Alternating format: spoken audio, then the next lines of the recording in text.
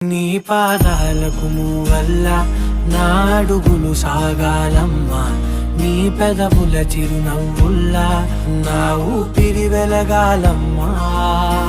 నిరంతరం నీ చంటి పాపల్లే ఉండాలి నేనన్నాళ్ళకి, నిన్ను దిలెంతగా ఎదగాలనుకోనే అమ్మా.